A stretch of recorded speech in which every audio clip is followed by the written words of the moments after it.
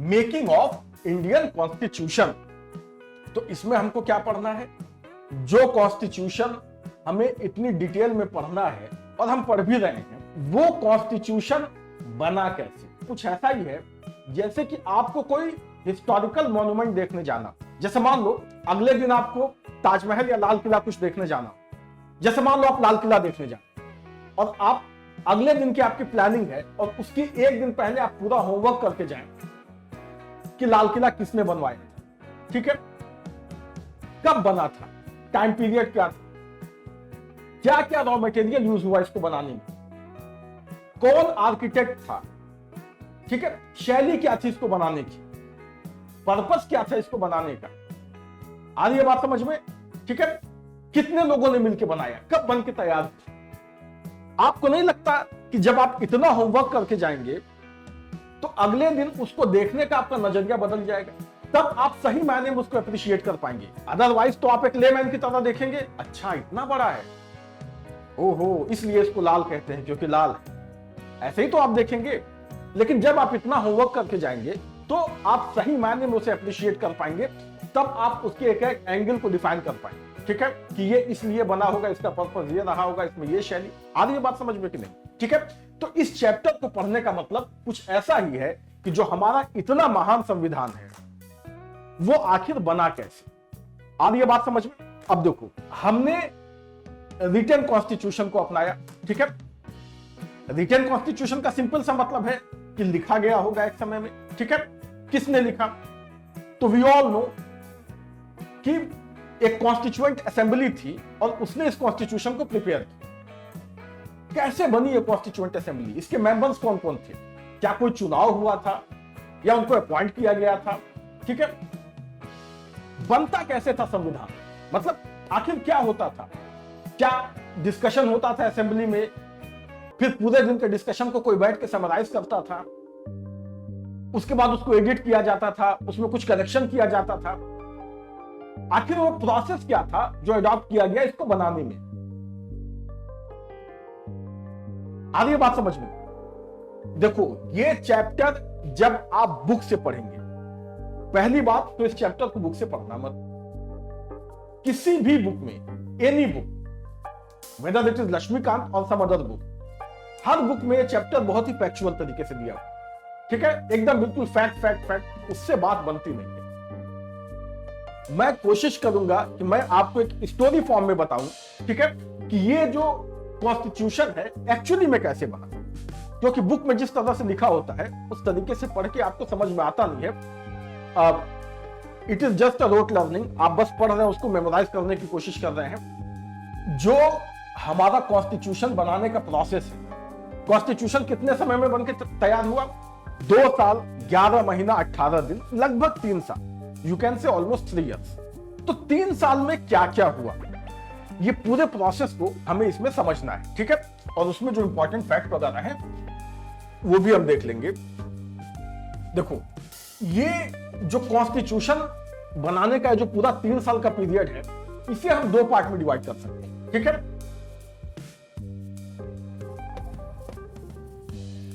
Before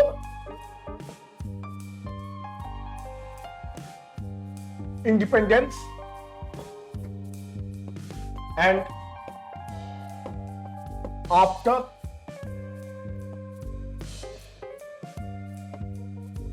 independence. पहले समझते हैं बिफोर इंडिपेंडेंस, ठीक है। क्या क्या, देखो समझो पहले, फिर मैं लिखवा रहा हूं। आजादी से पहले यानी ब्रिटिश पीरियड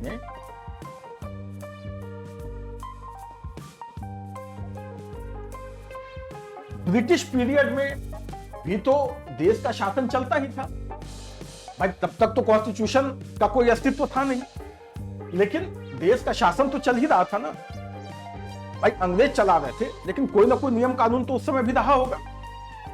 बिफोर इंडिपेंडेंस, ठीक है, how the country was administered, कैसे शासन चल रहा। तो ब्रिटिश पीरियड में आप एक चैप्टर पढ़ते हैं मॉडर्न इंडिया में,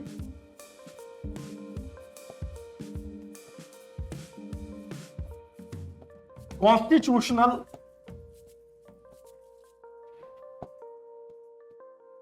डेवलपमेंट इन इंडिया। ठीक है, भारत का संवैधानिक विकास हो क्या रहा था ब्रिटिश पीरियड में। ये जो चैप्टर है कॉन्स्टिट्यूशनल डेवलपमेंट ऑफ इंडिया, इसमें आप एक पूरी सीरीज पढ़ेंगे। समय समय पे ब्रिटिश पार्लियामेंट ने भारत के लिए कौन कौन से कानून पास किए। आज ये बात समझ में, ये सिलसिला शुरू हुआ रेगुलेटिंग एक्ट ऑफ 1773। ओके, यहां से कहानी शुरू हुई और उसके बाद तो समय समय पे कानून पास होते ही रहे। Regulating act of 1773, Pitt's India act of 1784, charter act of 1813, charter act of 1833, ठीक है, 1853, गवर्नमेंट ऑफ इंडिया एक्ट 1858। ठीक है, तो ये पूरी सीरीज है और ये कब तक चलता रहा? Government of India act 1935। Okay, इसके बाद एक लॉ और पास हुआ, इंडिपेंडेंस ऑफ इंडिया एक्ट 1947, लेकिन उसमें भारत को चलाने के लिए कुछ नहीं कहा, कोई प्रशासनिक कोई सुधार की बात नहीं थी। वो तो एक कानून था जिसके माध्यम से हमको आजादी मिल गई। ठीक है, तो लास्ट कानून ब्रिटिश पार्लियामेंट में पास हुआ इंडिया के लिए, तो उसके बाद तो हमको आजादी ही मिल गई। ठीक है, यहां तक जो ब्रिटिश पार्लियामेंट समय समय पे इंडिया के लिए कोई ना कोई, भारत के लिए उसके प्रशासनिक उसके एडमिनिस्ट्रेशन को चलाने के लिए समय समय पे एक्ट पास करती रही। ठीक है, तो these acts are not passed by an Indian authority और Indian government, it was passed by the British parliament. ठीक है, to run the administration of India. अब देखो, ये जो एक्ट्स हैं, अक्सर आप बुक देखेंगे तो एक चैप्टर होता है constitutional development of India, Bharat का संवैधानिक विकास, और ये सारे एक्ट एक लाइन से लिखे होते हैं। इनको वैसे नहीं पढ़ना चाहिए, इससे कभी भी समझ में आपको नहीं आएगा, कभी कॉन्सेप्चुअल क्लैरिटी आपको नहीं आएगी। इसे आप हिस्ट्री के साथ पढ़िए, जो भी आप कि जब हिस्ट्री की क्लास होगी, जो भी आपको सर हिस्ट्री पढ़ाएंगे, ठीक है, एक्चुअली इसे पढ़ने का तरीका क्या है। जैसे आज कानून कैसे बनते हैं भाई, आज अगर पार्लियामेंट कोई लॉ बना रही है तो वैसे वैक्यूम में थोड़ी बना दी, इन्वॉल्वमेंट से उसकी डिमांड आ रही। ठीक है, गवर्नमेंट को लग रहा है कि हाँ ये कानून पास होना चाहिए तो बना दी। अब आप देखो, रेगुलेटिंग एक्ट ऑफ 1773, इसके बाद आया पिट्स इंडिया एक्ट ऑफ 1784, फिर चार्टर एक्ट ऑफ 1813। अब इन कानूनों में 20 साल, 30 साल, 50 साल का गैप है, तो आखिर क्या आवश्यकता पड़ी कि इसके बाद वो कानून आया, ये कानून आया, तो आखिर क्या आवश्यकता पड़ी? जो इसमें प्रोविजंस हैं वो हिस्ट्री से कैसे कोरिलेट हो रहे हैं। अगर आपको ये समझ में नहीं आ रहा है तो इस तरीके से एक सीक्वेंस में पढ़ लेने का कोई फायदा नहीं। ठीक है, तो it's better for you to read it with the modern Indian history. जब आप मॉडर्न इंडिया पढ़े तो उसके साथ आप इसको पढ़ें। आज ये बात समझ में, ये केवल मैं आपको एक बेसिक फाउंडेशन दे रहा हूं, ऐसा नहीं कि इसे नहीं पढ़ेंगे तो जो मैं पढ़ा रहा हूं समझ में नहीं आएगा, सब समझ में आएगा। ठीक है, लेकिन इसे पढ़ने का मैं तरीका बता रहा हूं और मैं आपको यह बताना चाह रहा हूं कि जो हमारा कॉन्स्टिट्यूशन बना, जो हमारे कॉन्स्टिट्यूएंट असेंबली का जो फॉर्मेशन हुआ, वो वैक्यूम में नहीं हुआ। ठीक है, it was the culmination of the story, you can say. ठीक है, the story began from regulating act of 1773 and our own constitution is the culmination of the story, or you can say crescendo। crescendo समझते हैं? crescendo का मतलब समझते हैं? आपने India Pakistan का मैच देखा है, क्रिकेट मैच? अब तो कम होते हैं, वर्ल्ड कप में ही देखने को मिलता है। तो आप देखते हैं तो आप आसानी से समझ जाएंगे, क्योंकि हर वर्ल्ड कप में तो इंडिया जीत, तो अभी तक का रिकॉर्ड तो ये चल रहा है ना।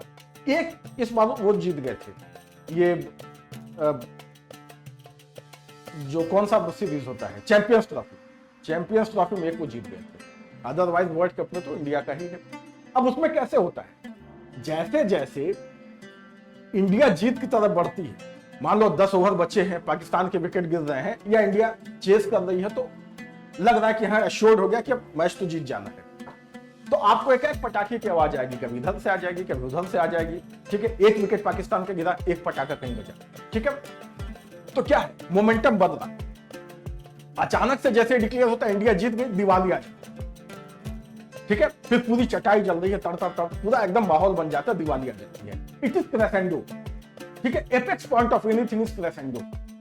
तो the constitution of India is crescendo you can say। ठीक है, the process starts from regulating act of 1773। ऐसा नहीं है कि इनसे सबसे कुछ ना कुछ लिया गया है इसमें, ऐसा नहीं है, लेकिन ये आप उस सीरीज में आप इसको देखो, आ रही है बात समझ में, ये है। अब देखो, और हाँ, गवर्नमेंट ऑफ इंडिया 1935 से तो बहुत ज्यादा इंस्पायर्ड भी है, बहुत कुछ इससे लिया गया है इसमें। तो समय समय पे ब्रिटिश पार्लियामेंट इंडिया के लिए कानून पास करती रही, आ रही है बात समझ में, समय समय पे कानून पास करती रही, लेकिन कोई भी एक्ट ऐसा नहीं था जो इंडियंस को फुली सेटिस्फाई कर पाता। ठीक है भाई, after all it is alien government, वो हमारी अपनी सरकार तो थी नहीं, उनका तो उद्देश्य ही था हमारा खून चूसना। तो कोई एक्ट ऐसा नहीं था जिसमें भाई कोई ऐसा एक्ट उन्होंने पास किया जिसमें फंडामेंटल राइट की बात की गई हो, डायरेक्टिव प्रिंसिपल की बात, कुछ भी ऐसा नहीं था। ठीक है, तो कोई एक्ट ऐसा नहीं था जो इंडियंस को सेटिस्फाई कर पाता। कॉन्स्टिट्यूएंट असेंबली की जो डिमांड है वो धीरे धीरे वो इंडियन नेशनल मूवमेंट का एक हिस्सा बन चुकी थी। लगातार डिमांड हो रही थी, कॉन्स्टिट्यूएंट असेंबली बनाओ, कॉन्स्टिट्यूएंट असेंबली बनाओ। ठीक है, और after all this demand is you can say inherently related with और very much interrelated with the demand of independence.